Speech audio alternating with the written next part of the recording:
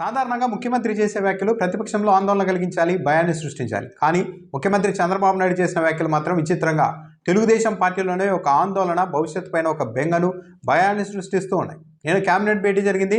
చంద్రబాబు నాయుడు గారు ప్రధానంగా ఒక అంశాన్ని ప్రస్తావించారు. దీన్ని బట్టి చూస్తూ ఉంటే, నిన్న కేబినెట్లో చంద్రబాబు గారు చేసిన వ్యాఖ్యలు బట్టి చూస్తూ ఉంటే, వైఎస్ఆర్ కాంగ్రెస్ పార్టీని ఎదుర్కోవడానికి తెలుగుదేశం పార్టీ వద్ద ఇక ఏ ఆయుధం మిగలలేదు అన్నది కూడా చాలా క్లియర్గా అర్థమైపోతుంది. ఎమ్మెల్యే ప్రశాంత్ రెడ్డిపై ప్రసన్న కుమార్ రెడ్డి వ్యాఖ్యలు చేసినప్పుడు, ఆమె ఆత్మగౌరవాన్ని దెబ్బతీసినప్పుడు మంత్రులు, ఎమ్మెల్యేలు అంతా ఎందుకు స్పందించలేదు అని ఒక అంశాన్ని చంద్రబాబు నాయుడు గారు ప్రధానంగా ప్రస్తావించారు. లేదు, మంత్రులు కూడా చాలామంది స్పందించారు. దాదాపు అదే రోజు ఒక డజన్ మంది తెలుగుదేశం పార్టీ నాయకులు ప్రెస్ మీట్లు పెట్టి మరీ ప్రసన్న కుమార్ రెడ్డి పైన, వైఎస్ఆర్ కాంగ్రెస్ పార్టీ పైన తీవ్ర విమర్శలు చేశారు. ఇంత విమర్శలు చేసి ఇంత కౌంటర్ అటాక్ ఇచ్చినా కూడా ఇంకా అది చాలదు, మంత్రులు, ఎమ్మెల్యేలు ఇంకా గట్టిగా మాట్లాడాల్సింది, మాట్లాడలేదు అని ముఖ్యమంత్రి చంద్రబాబు నాయుడు చెబుతూ ఉన్నారంటే ఇక తెలుగుదేశం పార్టీ ఏ అంశాన్ని నమ్ముకొని జీవితం కొనసాగించాలనుకుంటుంది? అరడజన్ టీవీ ఛానళ్ళు, కీలకమైన పత్రికలు, వందలాది యూట్యూబ్ ఛానళ్ళు, సోషల్ మీడియా ఇంత ఉండి వైఎస్ఆర్ కాంగ్రెస్ పార్టీ మీద, జగన్మోహన్ రెడ్డి మీద రోజు అటాక్ చేస్తూ కూడా ఈ అటాక్ సరిపోవడం లేదు అని చంద్రబాబు గారు అంటూ ఉన్నారంటే లోపం ఎక్కడుంది? లోపం మంత్రుల్లోనో, ఎమ్మెల్యేలోనో కాదు, మొత్తం పరిపాలనలోనే ఉంది. తెలుగుదేశం పార్టీ విధానాల్లోనే లోపం ఉంది అన్నది చాలా క్లియర్గా అర్థమవుతోంది.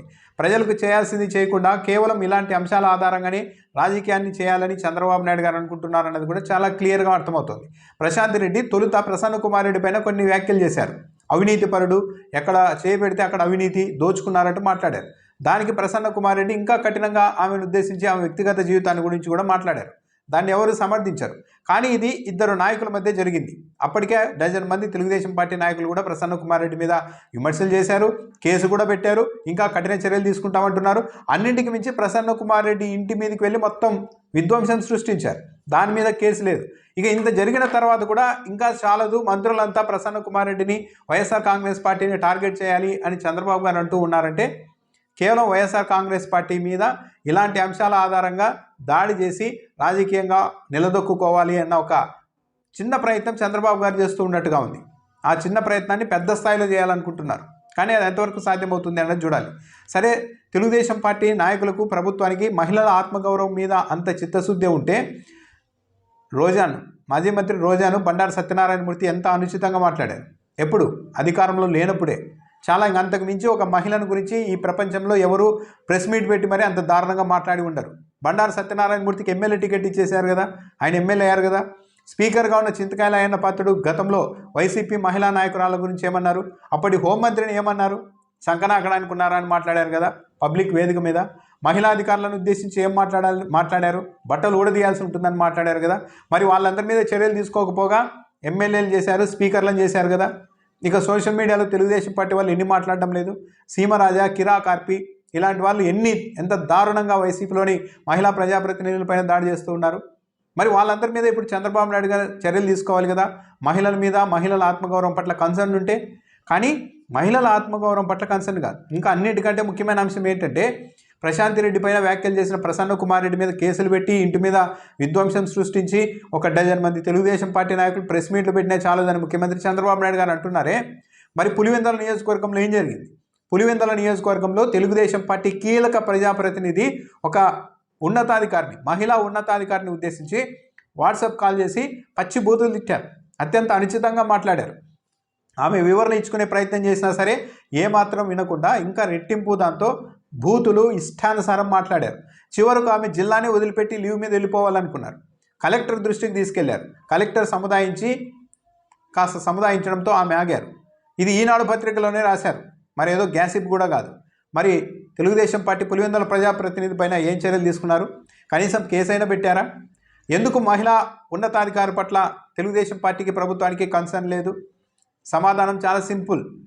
మహిళా అధికారిని ఉద్దేశించి ఆమెకు సపోర్ట్గా వెళ్ళినా వచ్చే రాజకీయ ప్రయోజనం ఏం లేదు.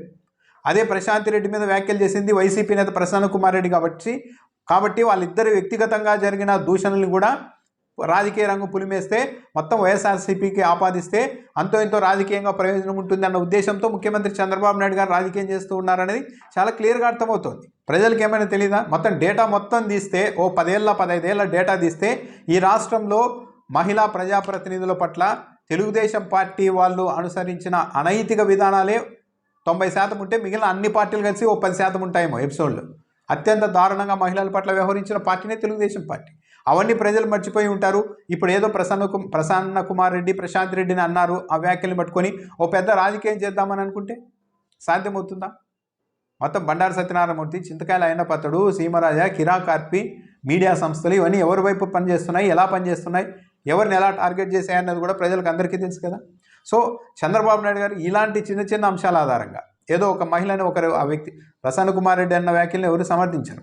కానీ ఆ ఇద్దరు వ్యక్తుల మధ్య, ఇద్దరు నాయకుల మధ్య జరిగిన విమర్శల్ని మొత్తం దాని మీదే మొత్తం క్యాబినెట్ మొత్తం మాట్లాడాలి, మంత్రులంతా దాడి చేయాలంటున్నారంటే ఇంకా మంత్రులకు అంతకుమించి పని ఏం లేదా?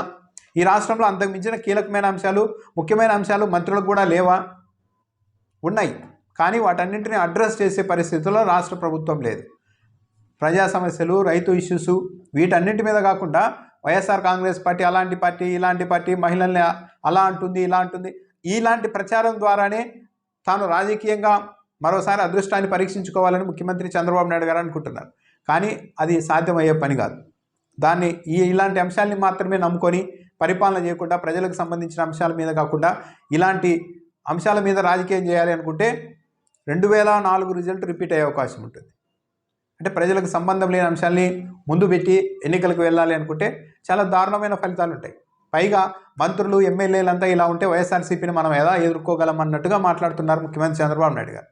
అంటే ఏడాది పరిపాలన పూర్తి అయ్యేసరికి ఈ స్థాయిలో ముఖ్యమంత్రి అభద్రతా భావానికి వచ్చేసి అటాక్ చేయండి, వైఎస్ఆర్ కాంగ్రెస్ పార్టీని తిట్టండి అనే స్థాయికి ముఖ్యమంత్రి వెళ్తూ ఉన్నారు. అంటే తెలుగుదేశం పార్టీ ఏ స్థాయిలో డౌన్ అయింది, ఇక కోలుకోవడానికి, రికవరీ అవ్వడానికి కూడా ఇంకెలాంటి అవకాశాలు లేవు.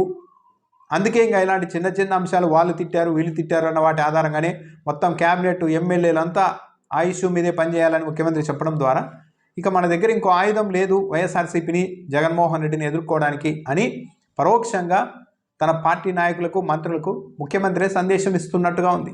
వైఎస్ఆర్సీపీ మీద అటాక్ చేయండి, ఎదుర్కోండి, మీరు మీడియా సమావేశాలు పెట్టండి అని మంత్రులకు, ఎమ్మెల్యేలకు చంద్రబాబు నాయుడు గారు చెప్పడం ఈరోజు కొత్త కాదు. చాలా నెలల క్రితం నుంచి చెప్తూనే ఉన్నారు. కానీ అటువైపు నుంచి పెద్దగా ఎందుకు స్పందన లేదు అంటే బహుశా చంద్రబాబు నాయుడు గారి ఐడియాలజీకి, ఆ పాలసీలకి తెలుగుదేశం పార్టీలోని మంత్రులు, ఎమ్మెల్యేలకు కూడా పొంతన కుదరడం లేదా? చంద్రబాబు నాయుడు గారు ఇలాంటి అంశాల ఆధారంగా మొత్తం రాజకీయం చేయాలనుకుంటున్నారు. ఇది ప్రజల్లో వర్కౌట్ కాదు. ప్రజలకు సంబంధం లేని అంశాల ఆధారంగా రాజకీయం చేస్తూ వెళ్తే ప్రస్తుతానికి అంతా ఏదో ఆనందం, ఆత్మసంతృప్తి ఉన్నా ఆఖరిలో ఘోరమైన పరాజయం తప్పదు అన్న ఐడియాకి, అన్న ఆలోచనకు తెలుగుదేశం పార్టీ మంత్రులు, ఎమ్మెల్యేలు వచ్చేసారా? ఎందుకంటే గ్రౌండ్ అలాగే ఉంది. ప్రజలకు, సామాన్య ప్రజలకు ఇవన్నీ ఏం పట్టవు. ఏదో ఇద్దరు రాజకీయ నాయకులు తిట్టుకుంటే వాళ్ళ మీద ఆ వ్యాఖ్యల మధ్యలోనికి రెండు పార్టీలు దిగి అందరూ పరస్పరం మీడియాని దింపి తిట్టుకుంటూ ఉంటే అది ప్రజలకు సంబంధించిన అంశం కాదు. పెద్దగా చూస్తూ ఉంటారు. కానీ తెలుగుదేశం పార్టీ, వైసీపీ పోల్చి చూసుకున్నప్పుడు తెలుగుదేశం పార్టీలో కూడా గతంలో మహిళల గురించి ఎలా మాట్లాడారు అన్నది ప్రజలకు గుర్తునే ఉంటుంది. కాబట్టి ఈ అంశాల ఆధారంగా ఏదో రాజకీయం చేసేసి వైసీపీని దెబ్బ కొడదామనుకుంటే అది సాధ్యమయ్యే పనిగా.